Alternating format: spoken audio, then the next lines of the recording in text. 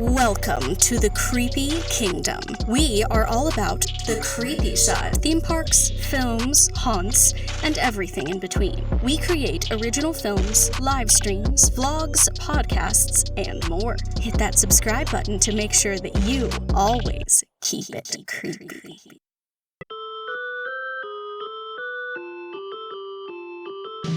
Now it is time to open up the gates. Creepy Kingdom proudly presents The Dark Theme Park Show.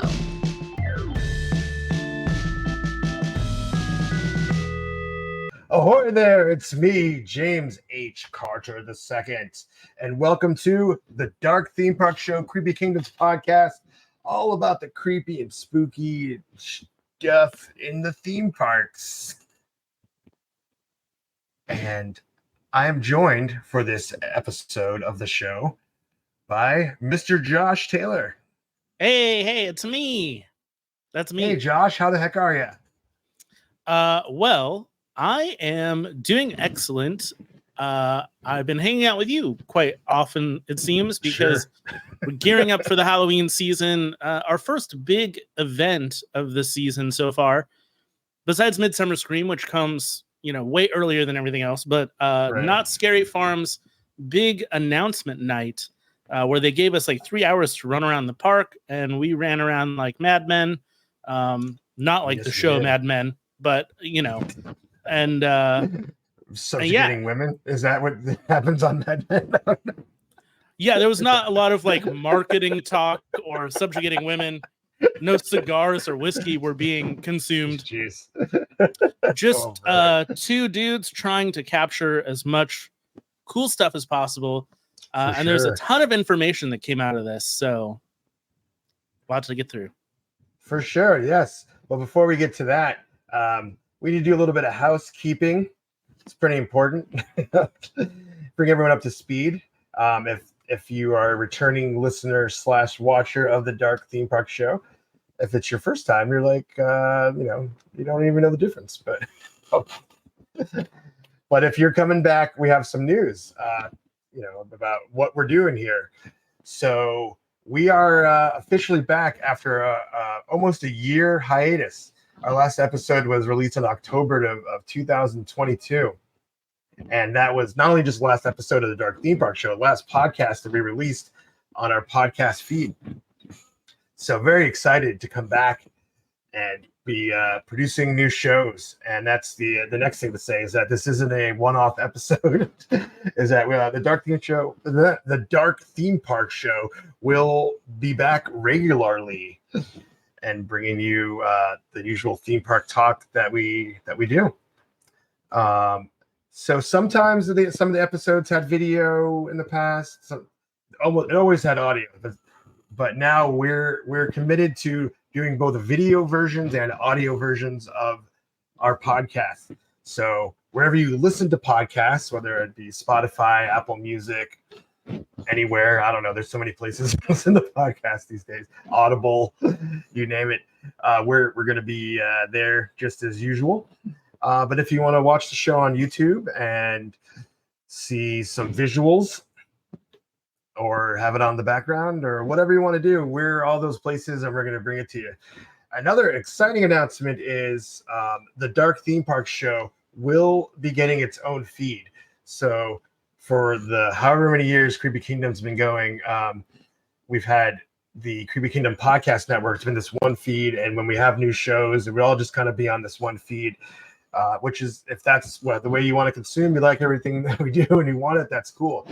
But if you just want to check out this show, we are going to be bringing it to its own feed. It may already happen. I'm not sure, but that is the plan. So that's exciting news.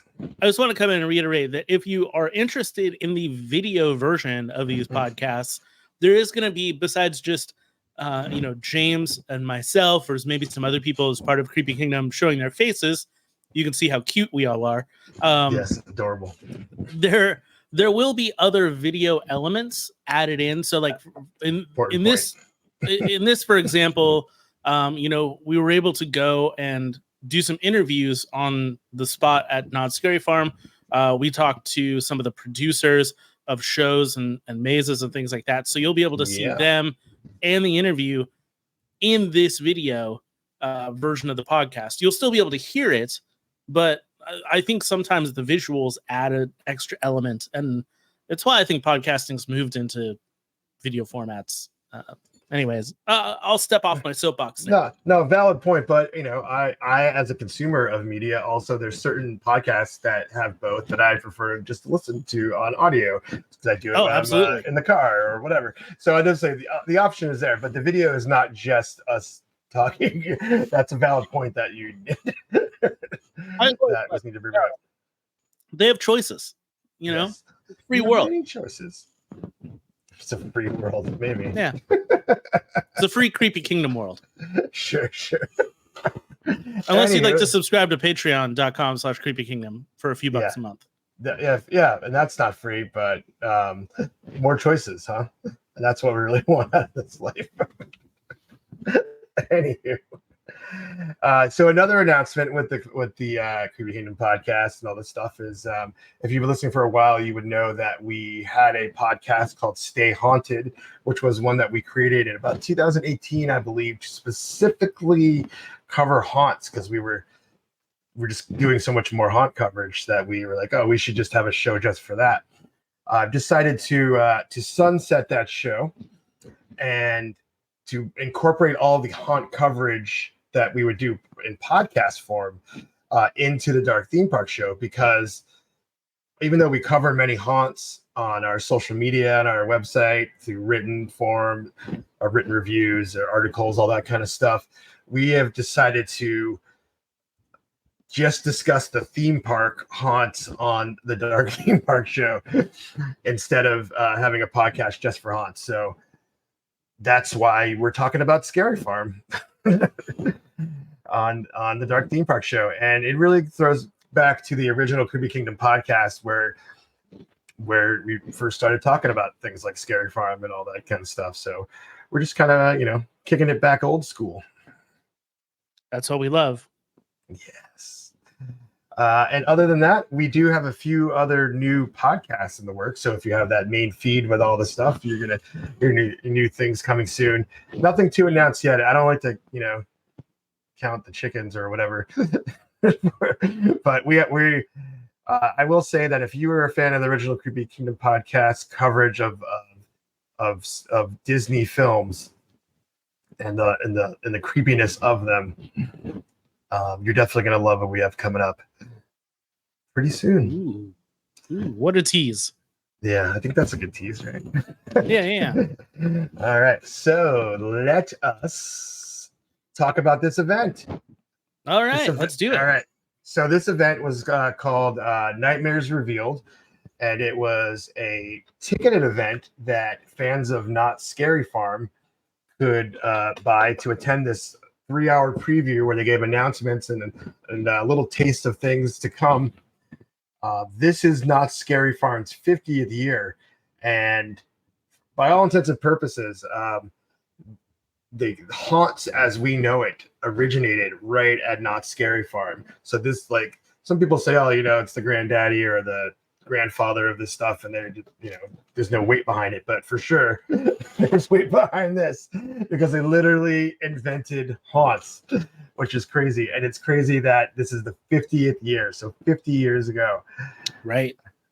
So in the past they have had these kind of announcement events, and they were pretty scaled back. It was just like you would go into their indoor arena, the Charles M. Schultz Theater, I believe it's called. Yeah. If you've ever been to Knott before. It's not anymore. It's actually the Walter K. Knott Theater. Okay. But it was the Charles Schultz Theater 3 or 4 years ago. It's changed names like 50 million times, but it's basically the big theater in the Memory Lane area, and the Walter Knott Theater is what it's called. But wow, here I totally missed that the name changed. It's okay. I don't think it was like a big deal as far as the name change. But yeah, that's not where they hosted the event this year. Normally they would. Right. Yeah. So they expanded it, and they really have like kind of the ghost towns section of the park open for this event, which is pretty unique. So we're just going to kind of recap some of the experiences we had and what we learned there as well, and give our thoughts about all that kind of stuff. So if you're a regular Scary Farm, you probably know that their mazes seem to stay around for a few years. They don't have like a full new lineup every year, which kind of is fun. I like that because it grows affection for some of the older mazes. I would agree with you. I think like one of the issues that I have with, I mean, not an issue, but one of the things about, Universal's Halloween Horror Nights, which is an amazing experience in and of itself, is that if you go one year, what you're getting the next year is something completely different. So if you didn't get to everything in one night, assuming most people usually go for one night, they usually don't buy, multiple nights for this type of event. Yeah, most people, yeah. Yeah, maybe like the 1 to 5%, the weirdos like us. But it's difficult to get everything in one night. So if you don't get in everything, then you've missed your opportunity, and sorry, you lose. At least at Knott's, if you don't hit everything, you have the opportunity to come back and do it maybe the next year or the year after that or so. They usually last like 3 or 4 years with some of these. Obviously, certain things are going to go. So if you know what's going at the end of that year, usually maybe 1 or 2 every year leave, make sure to get those in. And they always announce it. They never just like disappear on you. Right. Yeah. They always announce it. And, you and I have our favorites. So like, for example, you love Dark Ride ever since it first came in. Got the Dark Ride hat. Got the Dark Ride hat. If you follow us on Instagram or TikTok or wherever, you got a new hat as well. I did, which I started wearing the new hat, but I still, it's a slow transition. I just can't quit the Dark Ride hat. Cold turkey. Haven't worn it in yet. No. but I will say, like, the thing about Not Scary Farm is that I have a few things that I want to do that I already know that I want to do going into the season, because I'm repeating some of my favorites. I'm going in blind with a lot of these other events because I don't know anything about, what they've added to the parks these years. So it is nice to have that familiarity as well as some new things. Yeah. And this year, it feels like they've upped their game as far as new things. So there's a ton to talk about that's coming for the first year ever. Oh yeah, this is their first year on the scene. But before we get into that, we'll just kind of set the scene as that. I don't recall the name of that stage where the announcement were. Do you remember what it's called? They usually have some kind of I believe stage that show is last year. It's right across from the mine train. I believe it's the Calico Mine stage. Okay, there you go. We got there. We figured it out. So it's the Calico Mine stage. We're fine. Everything's fine. And that's where all the new announcements took place. And our friend Vamp was the co-host of this. So shout out to Vamp. Shout outs. And we're going to try to get her on a future episode to talk about Scary Farm once we actually go to the event. So that's something to look forward to. I mean, now I put it out there. Now you have to do it, man. Or you're just a liar. Right, or I'm a liar. I guess she doesn't lose anything. She doesn't show up. No, we tried to work it out this week, but she couldn't do it. She's the hardest working woman in the horror biz for sure. So, anywho, they dropped some new mazes, and we're going to talk about them right now. And boy, I'll say no disappointments in just the descriptions of the mazes. The anticipation is increased so high. I can't wait for this event to actually start. So let's talk about the first one they announced. It was called Cinema Slasher. Yeah, Josh, would you describe this maze to our listener watchers? If you're the type of person who's really into horror movies, which I don't know why you wouldn't be, I think This is everyone that's consuming this content would be, right? yeah, this is definitely for you. So their description of it sounds pretty amazing because not only do you get to go to the theater, but you get to become part of the movie. So their description states that venturing through the mystical midnight theater, guests travel through the silver screen and into a trilogy of slasher movies. As they're swallowed into the world of gothic horror, they become the movie characters who try to escape the wrath of the dangerous slasher. Will everyone survive, or will they become forever ensnared in the decaying reality from a bygone era? The conniving Midnight Theater wickedly opens its doors, daring those brave enough to buy a ticket to cinema slasher. Wow. So I believe we determined that this maze is going to be where Dark Ride was. So this is the Dark Ride replacement. Did we determine that? Yes. Or I don't remember how we determined it. They did not announce that, but I believe that is in fact the case. Well, so I'm just prefacing that or with that to say this seems like a worthy replacement of Dark Ride. It sounds pretty incredible. It does remind me of a maze. I'm just come to think of it. I cannot recall the name of it right now. That was an original maze at Universal Orlando a few years back, which the premise of it was that it was more of like grindhouse movies that you were walking into. Yeah. So that was kind of fun. And they've actually kept that going. Some of those movies that are in there have gotten their own maze, and including even one this year based on a Yeti. So this seems to be taking that concept. I'm not claiming they stole it from them. Just seems familiar to me. Taking that concept and making it 80s, like doing an 80s version of it, because it seems like the 80s slasher kind of thing. So it seems like from the concept art that we saw, that you get to actually see the movies like in a movie theater type setting in some ways, and then you're in the movie, right? Right. And that's just awesome. That's great. I just think I'm just gonna have a great time with that one. I think all three of the new haunts that they've brought in this year feel distinct, but then also feel they feel different than anything else that they've done. They've done some similar things, but yeah, it feels different. And I'm really excited for this one. I'm excited for all three, but this one in particular, I'm a lover of like old B movies, old horror, gothic horror in particular. So this really, hits it for me. Oh yes, it was slasher. So let's get to the next one. Yay. The Chilling Chambers. Ooh. All right. What's the deal with this one, Josh?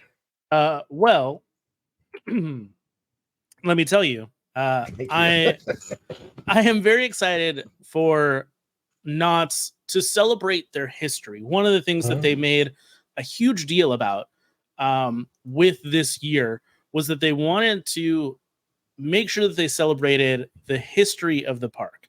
The Chilling Chambers is a throwback to one that they've had for years, and in fact, in honor of their very first maze that ever existed. And not Scary Farms.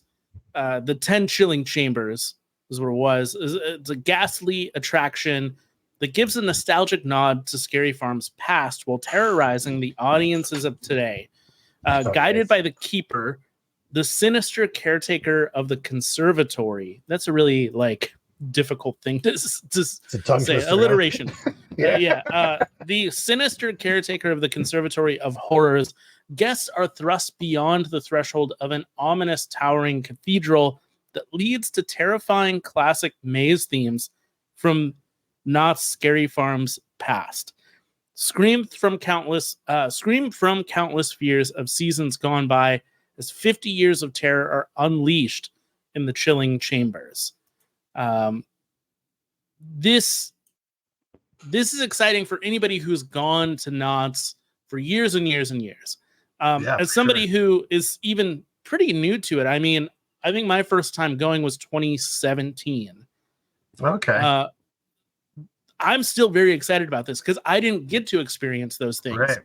And now this gives me a chance to, not have the full experience, but at least get a touch on some of those things of the past that I would have loved to have seen in the 70s and 80s and 90s and 2000s and bring them to life now. No, for sure. It's so I grew up in Southern California, and oddly enough, I never went to Scary Farm. I never even knew it was happening. Like I didn't live in Orange County like I do now. I lived in Ventura County, which is just north of LA. And I went to Knott's Berry Farm many times. Obviously, I went to Disneyland many times. Not of my own accord. Obviously, was driven there by a parent because I was a kid growing up. But my mom was not taking us to haunts, so I never experienced any of this stuff as a kid, and I didn't get into haunts until my adulthood. And I spent a big chunk of my time on the East Coast, about 20 years of my life, and then moved back to California in 2015. And that was the first year that I did Scary Farm. So I don't have, all this firsthand experience with its history. So right. I think that it's cool that they're given a taste of it, but I also feel like they're like you could just go into a blind and just enjoy it for what it is. That's the feeling that I get from the way that they describe them. Yeah, and they made a big emphasis on bringing back some of the characters this year as well from the past. So not only will you be walking through some scenes that you may have seen, but you'll also be seeing some of these characters from different past attractions as well. If you're a video viewer of this, you can see on your screen like some of the characters that are involved in this. They've played a lot of clips and stuff about Seymour, who was kind of an old TV horror movie, Saturday night late night host, and he was the first host of Knott's Scary Farm, and he is a part of this attraction, which is cool. Obviously, not the real Seymour. He's, passed and deceased, but a character representing him. Yeah, I think that is such a cool way to pay tribute to the past, but just have it be something cool for people that have no idea. They made him. They're calling him the Keeper, so they're not calling him Seymour, which is Seymour, not a very sinister name. Unless you're a plant, I guess.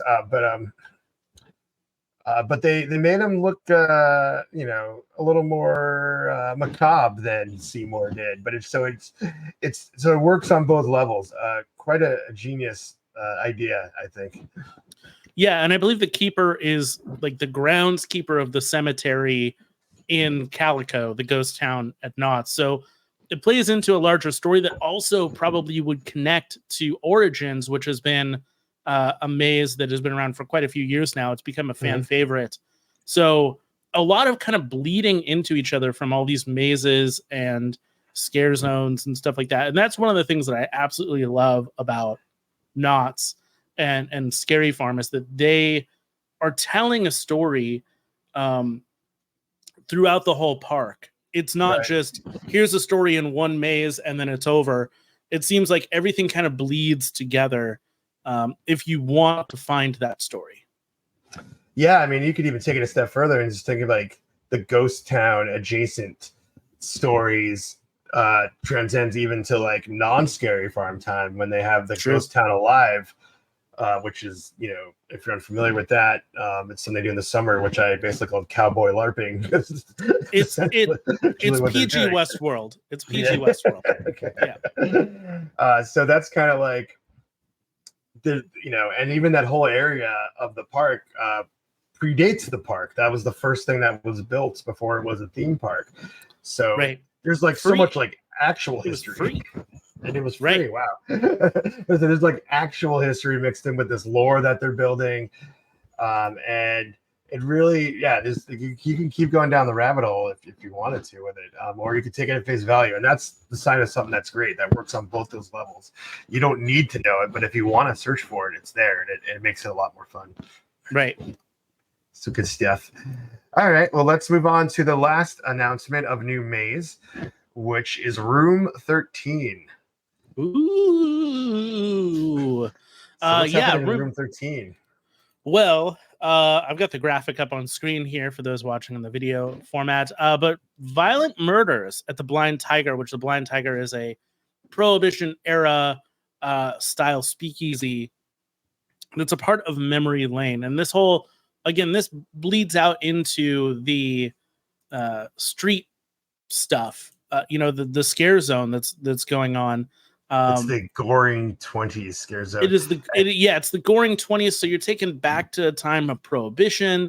There are people, on strike outside. There's all these bartenders throwing poison bottles outside and everything. And that's going to bleed into this maze, because not only have there been violent murders at the Blind Tiger, but there's a dangerously delicious new cocktail called the Devil's Elixir that seems to be at the root of the mayhem. And where did the mysterious green aperitif come from?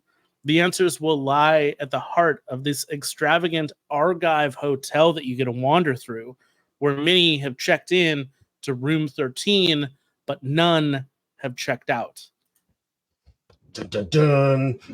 Which, I mean, it feels like a familiar kind of setting. Like friends that are, familiar with The Shining, obviously a very popular horror film, would kind of get the hotel vibes of this. But a lot of the artwork and a lot of the things that we saw from this really allude to the Devil's Elixir drink. And it's also something that you'll be able to purchase to drink outside in the Goring 20s area. That's so fun. I love it. So, and we'll probably get into some of the merch a bit later, but like to have the drink, to have the street atmosphere of the scare zone of the Goring 20s, that all bleeds into this maze and the story about this hotel and this elixir that's causing such mayhem. Again, the story's there if you want to find it and if you want to see it. The Goring 20s, I don't know about you, but it's become like one of my favorite places in the park. The Memory Lane area, just in general, any day of Knott's, but the Goring 20s during Knott's Scary Farm is super fun. The monsters are great there.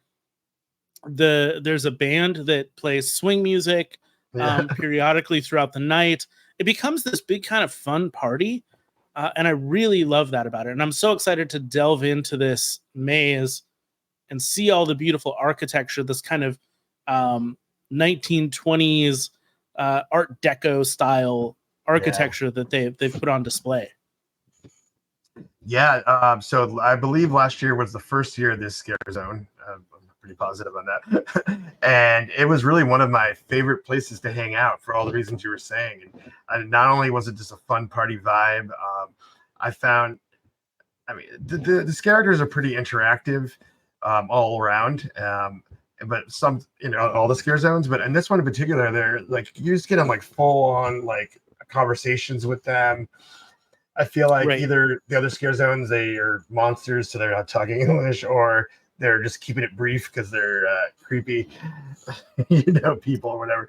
But these are like, you're in the middle of a story, and now those are my favorite scare zones to be in, and it's such a fun party to just hang out in. And I remember last year someone was walking around with a broken bottle, which was obviously fake, but just bringing it up to our necks and threatening us. And there's a newspaper stand that has like real, headlined newspapers that kind of tell the story. So if you're interested, the setting in and of itself will give you the information and the story that you're playing into, which is great.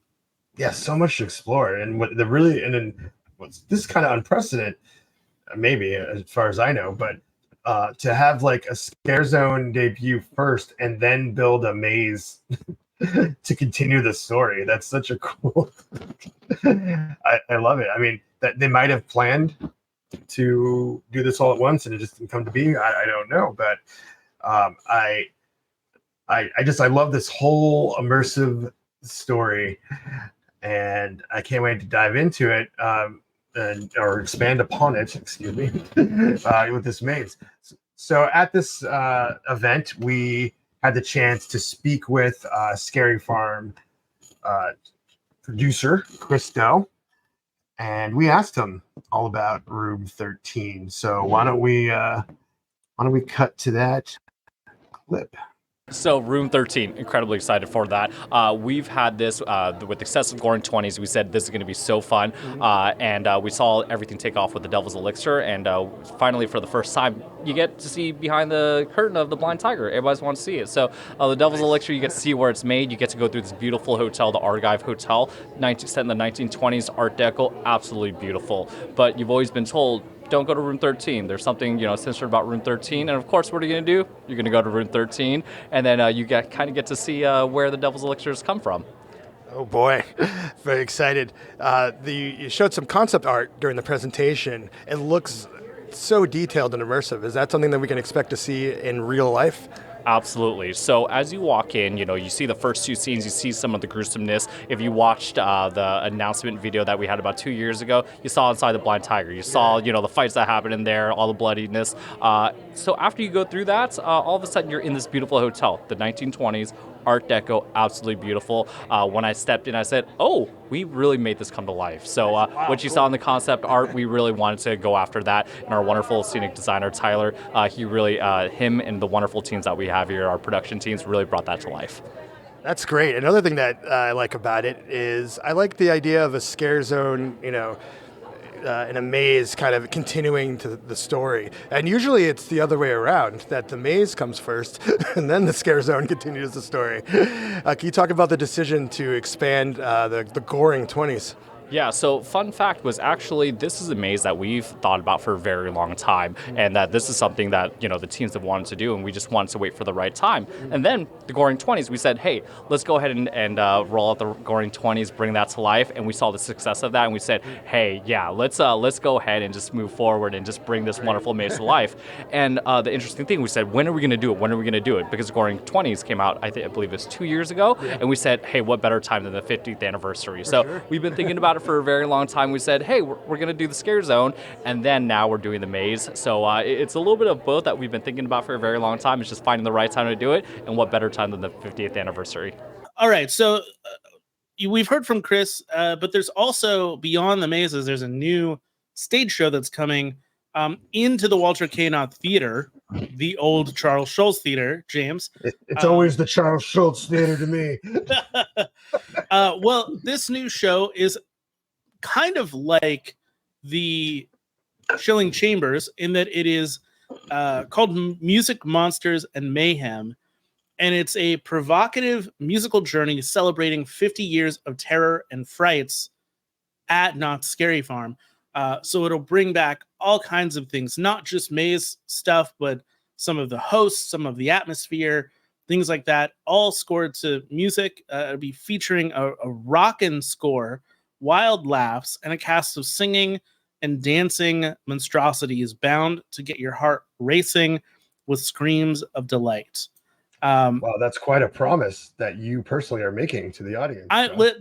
I did not write this, but I will say we got the chance to talk not only with Chris, who's a producer for Scary Farm, but we got to talk to Casey Gussler, who's the show director for a lot of the different shows, The Hanging, some of the other things that have come from the past. But he is in charge of this show. It's supposed to be around for a few years. So I think that we've got an interview to cut to as well from him. Sure do. Roll it. Music, Monsters, and Mayhem. What it is, it's a 50th, or a tribute to our 50 years of all our different mazes, our scare zones, our host of Scary Farm, and I've rolled them all up into one into this gigantic musical production. Wow, so we're going to see callbacks to different mazes from the past, different shows. Yep. Will there be impersonators of some celebrities that used to perform at Scary Farm?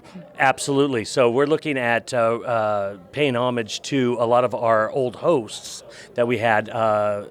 Wolfman Jack was one of them, Seymour Vincent, Dr. Cleaver, and of course Elvira. So we will have some comedians in the show, and you'll have to come back and see the show to see exactly what they do, but it'll be great fun. Well, for sure. You can't give away everything. You got to come watch the show. Yeah. And one thing I love about the shows at Scary Farm are a chance to get off your feet and recalibrate and get some good entertainment. So is it going to be a balance of scary, funny? What's the general vibe of the show? You just described it. Right. Scary, funny. I'm a big horror fan, so we're going for that scare element with all these musical numbers. It's been interesting where I've had to create musical numbers with singers and dancers that are actually frightening. So we'll have that. That's going to be interesting, and then we've got a comedian in the show who will be hosting the show, and he wrote the show with me. Fun. So yeah. So you said scary musical numbers. Are we talking about contortionists? No, basically scary from the standpoint of what they're about. We will have a Jack the Ripper number that is very bloody.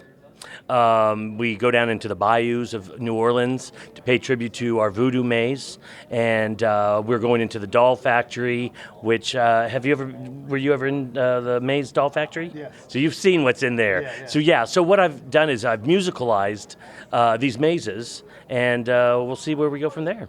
All right. So Casey gave us a lot of great information about this show. I'm excited to see it. It is not the only show, James, that is going to be part of Knott's Scary Farm this year. So many shows, so many to choose from. How could you possibly do it all in one night? That goes back to the thing. They do this multiple times a year. They're going to bring back the, at least what they had told us, what Casey told us, the Music Monsters and Mayhem show. This will be its first year of hopefully a few years. So if you don't see it this year, you should. But if you don't see it this year, you can see it next year. Right. But there are 2 more shows. Or go multiple nights during the run. Or go multiple nights. If you're like James and I. I actually want to pause and say, at Creepy Kingdom, we cover a lot of stuff. We're at a lot of events. September, October, our busiest time of year, totally nuts, all that stuff. I always try to go back to Scary Farm at the end of the season. Sometimes it doesn't happen, but this is a part of that is that it's close to my home, so it's not a trek to go out there. But besides that, it's because I always think it's such a great way to wind down the season. It always just feels like a good way to wrap it up. And I know usually a lot of our friends will do it as well, like the last Saturday that it's open, and we'll see. It's like a little bit of a celebration. We're not covering it. We're just hanging out, which is something we don't really get to do at these events. We usually run around filming stuff. So you mean that we're just not freeloading? I know it appears that way to people, but no, we actually have to work go to these events. And when I say we go back, I mean that I buy tickets. They don't allow us to come back. Yeah, we're not just freeloading for months at a time. But there are 2 more shows. I'd love to tell you about them. Please. They're 2 returning shows. In the Birdcage Theater, there is Dr. Cleaver Returns. He is your favorite demented doctor, back for more Halloween hijinks. This is much more of a comedy show. If you've been to Knott's Scary Farm and you've seen any Birdcage Theater show, you kind of know it's more that vaudeville style type of show where sometimes maybe something goes wrong, but they acknowledge it on stage. Like that kind of, it's not Whose Line Is It Anyway? Break before the wall kind of thing? Well, it's not. It's sort of. I mean, it's not like a Whose Line Is It Anyway kind of improv show, but it definitely is a theater that it will gladly be silly and acknowledge the silliness, acknowledge if something gets messed up or whatever. Like every show is slightly different in that way, which is always fun, again, for returnability. This show's returning. I've never seen it. You were talking off camera with me that you've never seen either. So I'm gonna make the pilgrimage this year. Josh will come face to face with Dr. Cleaver. And Dr. Cleaver returns to the Birdcage Theater. And the other show that is a fan favorite for a lot of people, if you are familiar, if you're an Orlando type of person and you've been to the Bill and Ted's show at Halloween Horror Nights at Universal. You'll be familiar with the show that kind of mocked the past year of pop culture, and obviously that show is gone. And this show was gone at Knott's as well, but they've brought it back. It's called The Hanging Uncanceled. They've uncanceled the show. And it's a good double meaning there. So right, because the show literally was canceled, but it's commentary. The show was on cancel canceled. Correct. And so it's going to probably bring up a lot of tongue-in-cheek humor that goes along with some of the pop culture of the year. Sometimes it's a little not PC. That's kind of the fun of the show, I guess. I enjoy it. I enjoy its kind of like cringy theme park humor. It's weird to describe that, but there's certain shows that feel like they're just destined for a theme park and nowhere else. And The Hanging feels like a theme park show. It's kind of part Western stunt show. Yeah, it's got that stunt show vibe. Yeah. Yeah, but it's also got this mockumentary, just like this mocking of pop culture. This is fun. It's a show that is going to change this year, actually. So it's not going to be at the usual spot, which is the Calico Mine stage, the big stage. It's actually going to be at the wagon camp at the front of the park. It's a smaller space. It has seating. And I think that it's going to be a bit more fun because of the intimacy of the space. I'm really excited about that new theater. Really cool. They use the Calico Mine stage these days for Carnival du Grotesque, which is much more of a Cirque du Soleil kind of show, but with horror-themed elements. Another great show, but bringing back The Hanging for this kind of more intimate space, I think is going to change the show drastically. And I think for people who didn't like it before, maybe because you were standing around, you were too far away, it's difficult to see because you're like me and you're short and everybody else seems to be taller than you. This is a great way to see it because you'll be able to see it without anything in your way, and you'll be right up close to the stage. If you'll be right in the action. Yeah, I feel like it's going to be the stunts are going to happen all around you on that format there. And I want to kind of support what you're saying about the show. It is very cringe. It's got a cringe thing to it.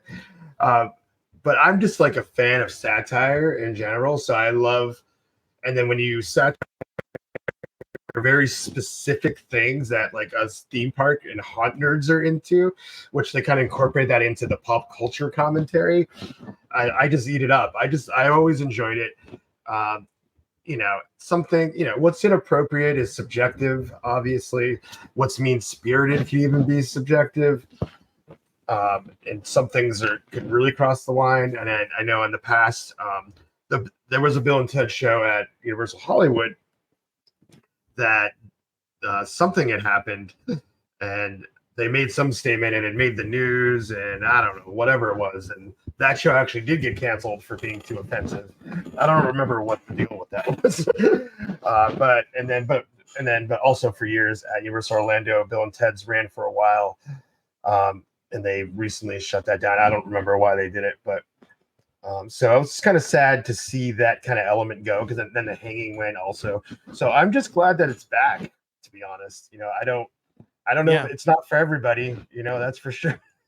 But it is a unique experience. It's something, listen, if I went to like the theater and paid $70 for a Broadway style type of show and I got The Hanging, I would be disappointed.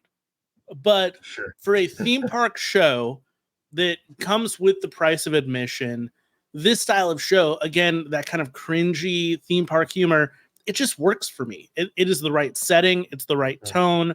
It's the right night because it's part of Scary Farm, which is, kind of quote unquote, a more adult evening at the theme parks. It fits, it's not going to, it might offend you, but like, that is also part of the charm. Right. Yeah. You never know. Everyone's got their own limits and sensibilities and experiences. It's hard to like ride that line and not make everybody happy. But I don't think it's trying to. I feel like when they announced it, they said something like, "If you don't like it, don't watch it." It was like the tagline.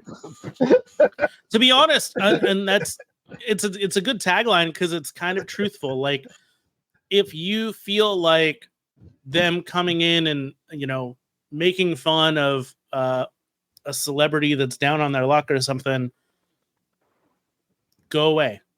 Like. Right. Go away. And actually, the more I think about it, in the past, it was always, at least when I encountered it, I know it wasn't always on the main stage, but it's been other places. It's basically just been like out in the open. So it's more likely that somebody would just like stumble upon it. And this year seems like way less likely for that to happen, being in the wagon stage.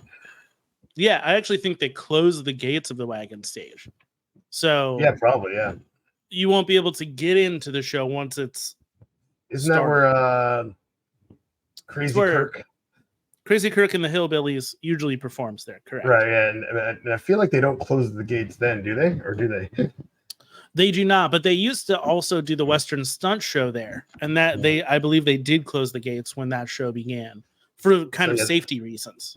Okay, so they'll probably do the same here. So yeah, so that's the point. Yeah, so I feel like it's a good compromise, and it's probably not even a compromise because I think it's going to be a better experience than past shows. Yeah. Oh no, totally. So with that said, I mean, those are all kind of the shows that they've announced, and obviously, I said there are some other shows that are returning, including. What? Okay, so are we getting into all the things that are happening? Or should we? No, I was going to say I don't think we should. We just want to talk about the new stuff. But was there something you wanted to mention? I didn't want to cut you off. You seemed like you had really something. No. I was just saying there's a bunch of there's more than just the three shows. So there's more than the three shows. There's more than the three mazes that we talked about. Those are just all the new things. There's so much more to this event. I think there's 9 mazes in total, 4 or 5 shows, 4 or 5 different scare zones. I mean, the whole park is truly a scare zone. There's not very much space where you'll be able to hide from something. Right. They just have these like distinctive themes in certain areas, but the whole area is pretty spooky. Right. Yeah. Yeah, I can't think of any place. Scary Farm, but yeah. Okay. Should we talk about some of the stuff that we got to witness at this particular night at Nightmares Revealed? Because they had us there not just for this announcement, but for about 3 hours where we got to kind of experience some things unique to the evening and also some things that are kind of previews of what's to come. Yeah, that's the new kind of offering to this event.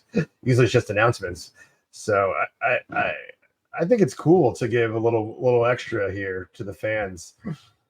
Oh no, totally. And I believe we looked it up the night of, and it was about $20 to go to this event. So if you purchased a ticket, I believe it ended up selling out. But if you were able to purchase a ticket, and hopefully they do this in upcoming years, then you not only get to see the announcements, but then you get to kind of have a preview evening of Scary Farm. For sure. I guess I would say I hope they did maybe extend it maybe an hour or so, because again, there's so much to try to do that we actually didn't do it all because we couldn't do it. That's true. So they did. I think you alluded to this before. They got Ghost Town up and going, so they had kind of one scare zone running with the fogs and the lights and all the characters. Everything else in the park was kind of like roped off, so we weren't able to go venture into Camp Snoopy or anywhere else, which again is fine because there was definitely not enough time to do that. Yeah, sure. But beyond the scare zone, they actually opened one of the haunts, which was Origins. I alluded to that before. It's one of the fan favorites, but they said it was lights on. It was mostly lights on. The first half or so was lights on, and then kind of as we went, it was a bit darker. But it didn't have any scare actors in it or anything. So if this was your first time ever going to a Knott's Scary Farm event, you kind of got a preview of what could potentially be scary, or if you're maybe too scared and you're weary of going, and seeing the full thing on opening night, this is a great kind of preview to say this is the environment that you'll be, involved in if you go through a maze or if you go through a scare zone without having all of the scares there. Yeah, that's one way to experience it. The other one for us, frequent attendees, the Origins Curse of Calico House, as you mentioned earlier, has become quite a favorite. It extends the story of Ghost Town, and it's just it even without even knowing the backstory, it's just such a cool house. So it was definitely fun to be able to like see with the lights on, and you could go. It was still kind of conga line-ish, but you could also just kind of stop and let people pass you if you wanted to. It was kind of no real rhyme or reason to what was happening inside of the house there. It's like, oh, Josh is up. If you're watching the video version, they're pulling up the walkthrough that we shot that's on our website and our YouTube channel. Exactly. So, but actually sometimes the line actually stopped because I think people were like taking photos and all that. And I actually took that opportunity to really take in the environment that around me, because usually you're just, kind of being rushed through. And so that was definitely a unique experience. As I mentioned many times, Dark Ride is one of my favorite mazes of all time. And I wish I would have had the opportunity to do a lights on tour of that maze. But they didn't. I feel like I heard somebody told me they did offer that for something last year, but I don't know. It wasn't presented to me. If you did like the $500 VIP kind of experience, I think you got to walk through a few of the mazes. Well, for $500, I better get that in a bucket of chicken. But for $20 for this kind of event, it's a little more priced in most people's range. Yeah, for sure. $20 or $500. Right. Yeah, I think this will work. So definitely a cool experience because there's so much detail in these places. Oh, there's me there, just hanging out. There's so much detail in these mazes that you want to take in and appreciate. And most of the time it's dark, so you can't even see it all. But every so you're being rushed through it. So the experience here was they had the audio going. This guy just sitting on one of the props. No respect. I don't know the case. That guy's gonna come out first. They had the audio going. They had some of the lighting there, but they seem to have like work lights on there as well. Usually, there's a projection on that. If you're watching the video on this casket here, you see the bride of Ghost Town there, but they turned that off for no reason. Most of the effects were working except for the projections and some of the video elements that were typically there. I'm not sure why those weren't, or if you just couldn't really see them because the house lights were on. Maybe, but I don't know. It was fun to walk through this and see some of the details that, you don't really get to appreciate with all the lights off. So it was a cool experience for sure. Part of me kind of wishes that they actually like set it up, like they had it like running, like with actors. I mean, really at this point, it's just turning the lights off and having scare actors in there, right? I mean, they have everything else up and going, just to actually get that like taste of being at a haunt. But with that, they'd have to charge more than $20 for this, though, even for one maze of a preview. Right. But all that, I guess I want both. I don't know. I guess my only other thought is I kind of wish that it wasn't still conga lined, that they just kind of like let small groups in to explore. I think they probably could have done that, but I guess maybe the wait would have been longer because it was really very minimal wait, because they were still pulsing the line. They weren't just, it wasn't like free for all. But I feel like we didn't wait more than like 10 minutes, right? No, and not any point in the evening, there was not really a huge line. And I think, that also probably goes to not having any scare actors in there. So there's no real need to like hold people back. Most people were just kind of wandering through pretty quickly. Mm-hmm. Sure, for sure. So yeah, we if you're watching our live show, you see, or our video show, you see a little bit here, but Josh filmed a complete walkthrough of this experience.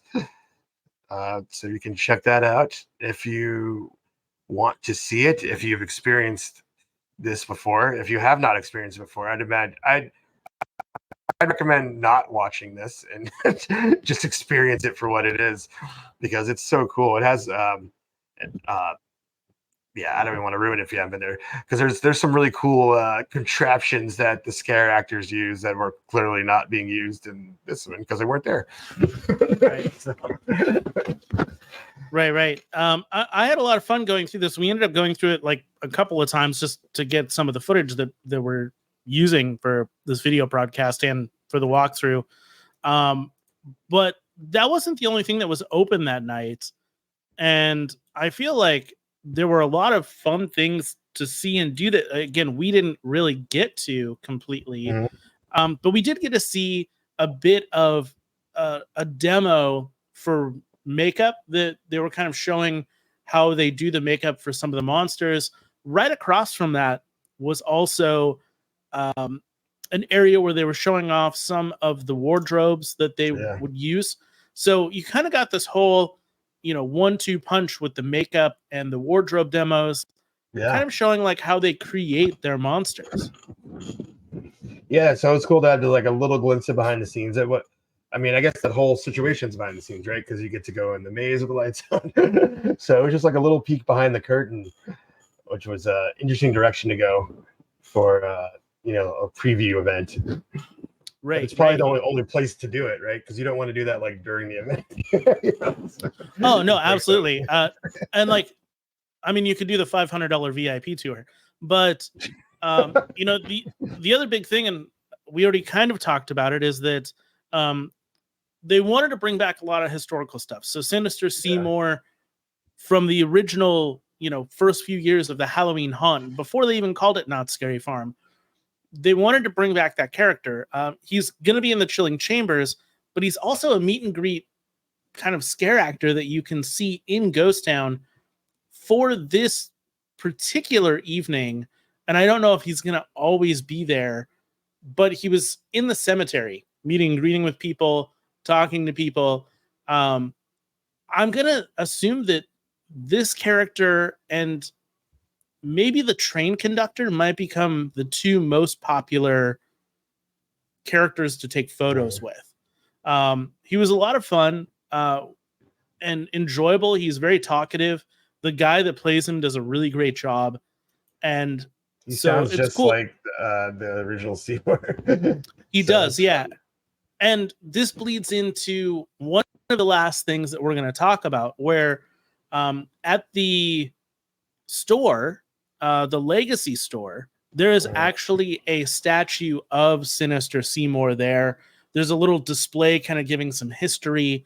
The Legacy store is fantastic. It's gorgeous inside.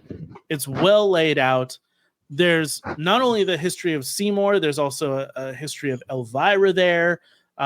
There's a ton of great merchandise. Like this year, I am really afraid to walk into that store again because I could easily drop a couple $100. You already bought a hat. I did, and I was trying to refrain from buying several other things that would have been a couple $100 for sure. Yeah, it's incredible. I feel like they've always had a lot of cool merch, but I feel like they really stepped it up and expanded the variety this year. Yeah, and that's just in this store. I mean, I'm sure there'll be more at the event, right? I mean, you'd imagine that there will be more. They usually have a larger rate. Actually, I just realized it was not very little T-shirts were in the store. There was a few, but they usually have like a lot of T-shirts during the event, if I recall correctly. I would say that's the vast majority of the merchandise at both Universal and Knott's. Mm-hmm. I always kind of tongue-in-cheek call it the heavy metal band T-shirt. Yeah, it looks like a merch booth at a concert. Yeah. Yeah, it's always got like the kind of like photo of something put on, and then like the graphic design on top of that or whatever. But it never feels like something that was really super well thought out in terms of graphic design. It's much more, hey, we have this cool photo that we photoshopped that we want to put onto a shirt. Yeah. The stuff this year, and if you love that, great. But there's always just like that one category of stuff. This year, it feels like they've expanded into all types of things. So they've got really cool graphic tees and sweaters and whatnot. But then they've also got tons of different types of, I mean, like you even took home a branded, milk chocolate, hot chocolate. Yeah, white chocolate thing. ghost. Yeah.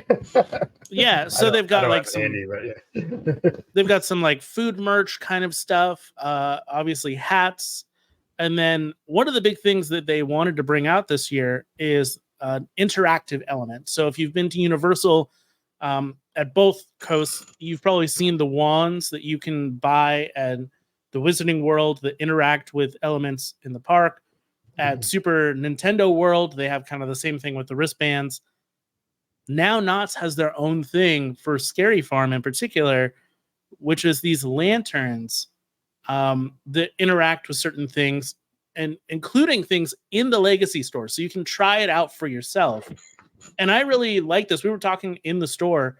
One of the things about the Harry Potter wands is you can buy the wand, you can interact in the theme park with it, which is cool. But otherwise, you kind of just have a wand in your house now, I guess. There's really no function to it. Yeah. But this is just a genuine lantern. So, if the power goes out in your neighborhood, or if you want to take it camping with you, or if you just want to have something cool to, put in your home to turn on in the evening or whatever, it functions as a regular lantern as well. So not only is it interactive, Right. but it's also something just to use. And then it has the Knott 50th Scary Farm branding. So all of that, they did a fantastic job. Yeah, no, for sure. I feel like we're gonna have hands on one of these lanterns before the season's over for sure. I'm really curious to see how they interact actually in Scary Farm. That's something that we really don't know much about at all. I don't think that they told us anything about what the actual interactivity is going to be. So, and I think that's cool. It's something to discover, and it gives us a reason to want to come back. It's probably I'll probably do that on the end of the season trip. They did say that there are 100 different points throughout the park and the Legacy store and everything that will be interactive in some way. I don't know what those are. I actually believe that there's a map. Don't quote me on this, but I believe that they will give you a map. So here I am saying lies, saying they didn't tell us, but you're saying there's a map. well, there's a map of Scary Farm, but I believe on the map of Scary Farm does tell you a little bit about where you can find certain points for your lantern. Mm-hmm. I don't remember exactly what the lanterns run, but I want to say they're around like $39.99. Yeah, they were about $40 if I recall. Yeah. So again, on par with the wands. I mean, if you're looking at the video, I'm trying to. Yeah. I don't know. I can't even get it in frame. They were pretty big. This is why we have the video version of the podcast. Yeah, so I could see my hand trying to tell you. Right. Yeah. That's Patreon exclusive. The other cool thing about the tribute store, though, independent of what you can buy there, is that they actually made it an attraction amongst itself. It's completely immersive, incredible sets, different themed areas. Knott's has never had anything like this before. They usually had, this Legacy store is also accessible outside of the park. It's in the marketplace section. So it's actually open right now, weeks before the event. So you can actually go there right now and experience this if you're a SoCal local. But and it's open during the day too, so it's not just adhering to the nighttime hours of Scary Farm. Right. It's just open as much as anything else in the marketplace is. From probably, I know it's open until 11 p.m. Most nights. I don't know what time it opens, but probably 10 or whatever. I would assume, the park opens at 10. So yeah, something like that. Yeah, in the past they had like a little Scary Farm section in the marketplace store, and the aesthetic in the marketplace store, I don't know what it's called, the one that's closer to the entrance, is like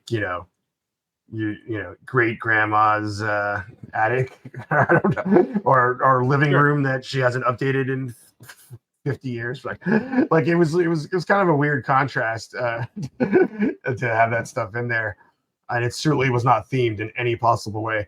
And so this is such a treat for us that loved immersive environments to be able to go in there and visit it, and also find some really cool merch. And they also have lots of it's also like kind of a museum as well, because it has lots of signs and things from Scary Farm past. Right. It's interesting because it almost seems like, I don't get any ideas, but it almost seems like something that they would charge money for, or something, to go in there, because it just seems like more than a store. Typically, each year they usually have some kind of art display. So they've done the museum kind of thing before in that regard. Now that they have this space, it's going to have the art display that they always have, plus all these historic photos now that they've got on display, plus all of the Seymour and Elvira, giant displays with wax figures and all that kind of stuff. There's even like little tiny cases with puppets and dolls and things like that in them. It's really incredible. You could spend walking through that store, taking photos with some of the photo ops that are there and whatnot, a good chunk of time. My recommendation for people, if they're going to Knott's Scary Farm, I don't know what time it opens. Let's say 6 p.m. Go to the Legacy store at 5 p.m. before you get in line for the Scary Farm time in the store when it's open earlier, right? Right, yeah. Go before Scary Farm opens. Get your lantern there. Do some of the interactive things in the store with the lantern so you can kind of familiarize yourself with what it does, and then take it in, or buy your sweater or whatever you're going to do and wear it into the park, because this store is massive. It's incredible. There's a lot to look at. There's a lot to take in. And so in and of itself, it is its own attraction. It's not a store you're going to peek in and peek out of right away.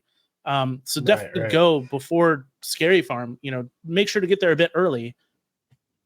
Park early, because then you get earlier, better parking anyways. Right. It's far away. But I wonder if they're going to keep it open probably after Scary Farm ends. So whatever time it ends, they're probably will keep it over an hour later, so you have that opportunity at the end of the night. I'm sure it'll be really packed then. Yeah.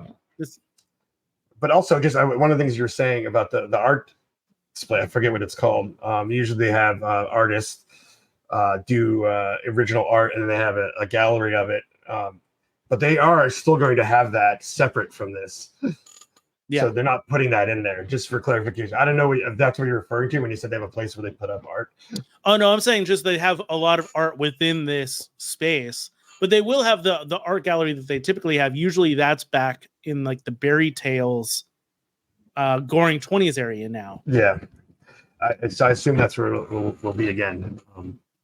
But really, prior to this store, that was the most Scary Farm merch centered area,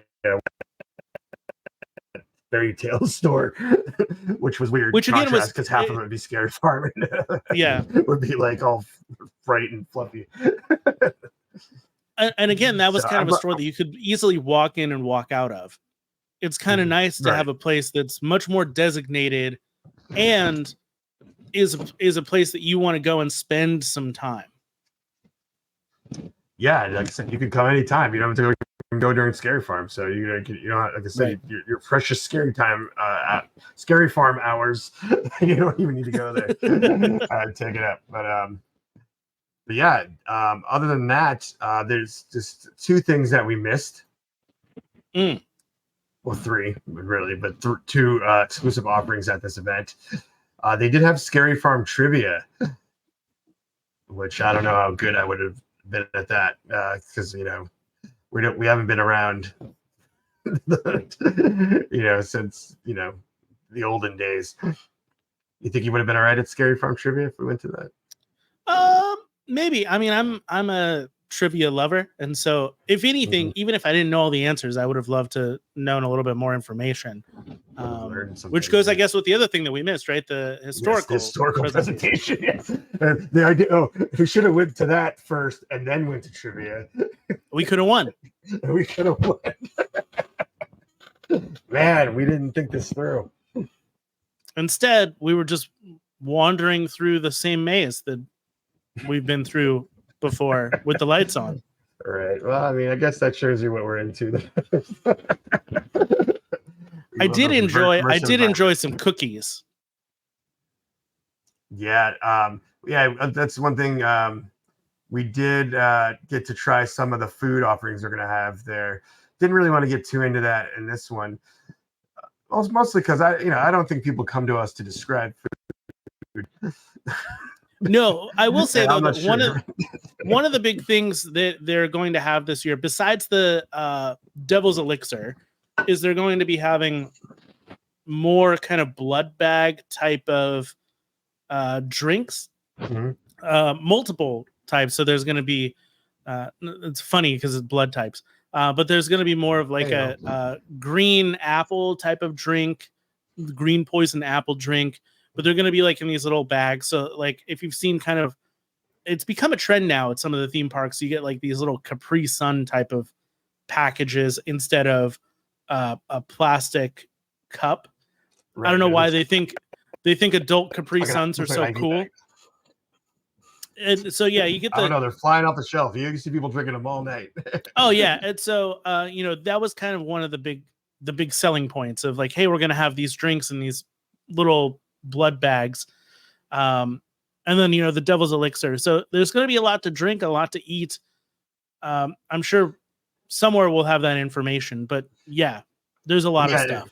And with the food, also a lot of the offerings, it's kind of like big game, or I forget what they call it, this wild game food, like just weird things that are just like not usual theme park fare, to say the least. Alligator sausage. Camel soup was one of the offerings. Never wanted to try camel, but maybe you do. And they're camel soup. It also was a little warm. Maybe I do. Maybe I do, James. But maybe as the chilling Southern California winter kicks in, you can have some camel soup to warm us up. Yeah, that to the desert. Real chilling 65 degrees that we hit. And something else that we had a little preview of, we're not going to get too deep into. We talked a little bit about the merch that was in the store. But one thing that stood out is that they actually have Scary Farm Monopoly. I forget, it's not actually branded Monopoly, it's Scary Monopoly. So with all the characters from the mazes, you can do some kind of Monopoly situation. So yeah, they've had Knott's Ghost Town Monopoly for years. Okay. So it's cool to see a variant on that with the Scary Farm version of it.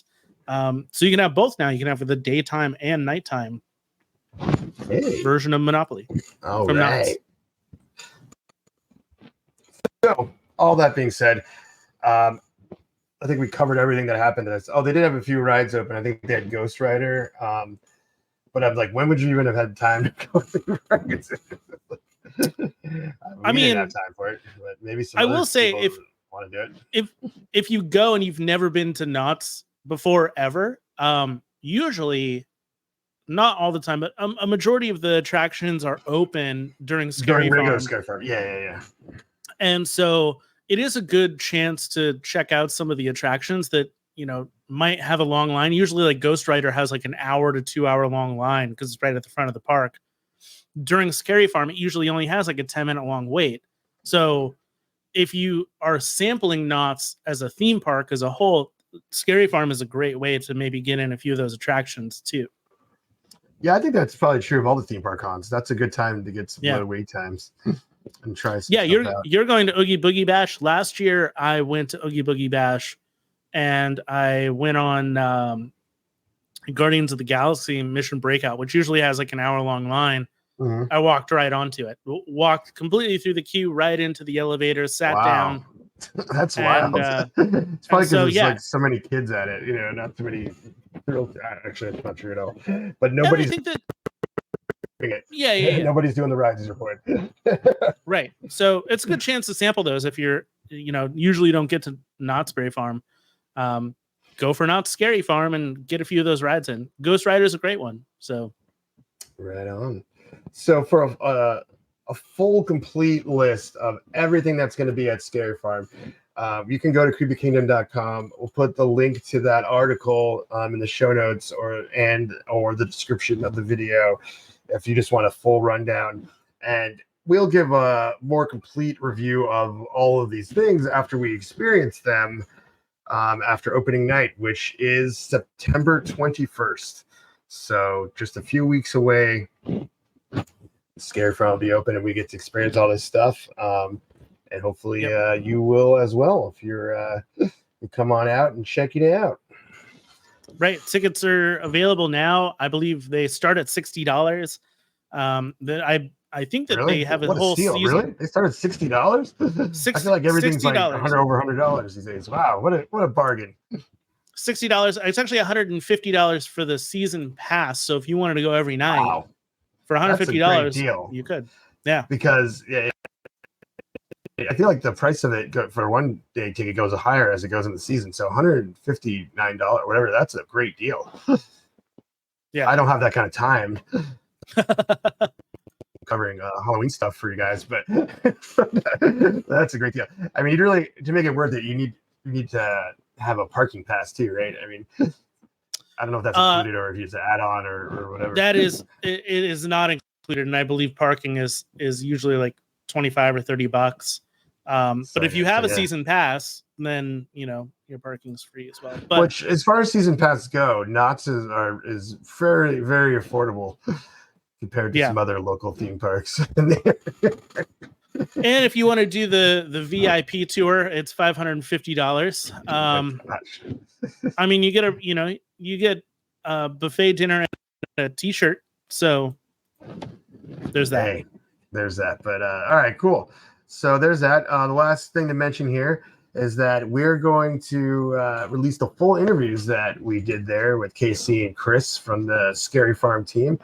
And they're going to come out eventually. But if you want to hear them first before everybody else, we are going to be putting them up in our Patreon.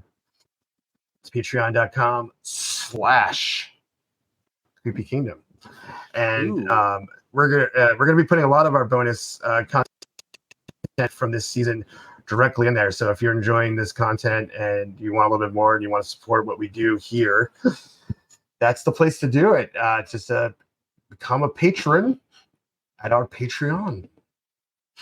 And we're planning to film a lot of stuff, so expect a lot. Yeah, no, we're just getting bored. Yeah. I mean, this isn't even a haunt. We're talking an hour about a announcement event.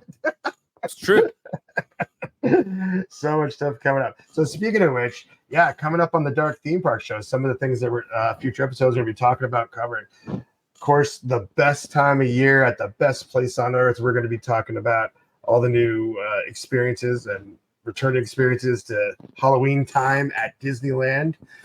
And as Josh alluded to, full coverage of Oogie Boogie Bash. Very excited to return to that and super stoked about Judge Doom being a character there. I'm not going to start rambling about all the offerings there, but just had to say that out loud.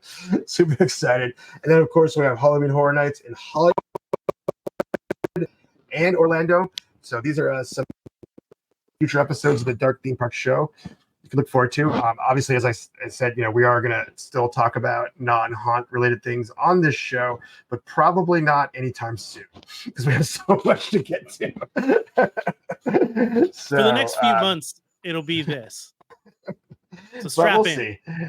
We'll strap in. We'll see where we're at as we're just relaunching the show and kind of figuring out the path forward. But that's kind of the gist of it there.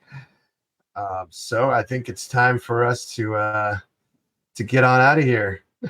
Any closing statements, Josh?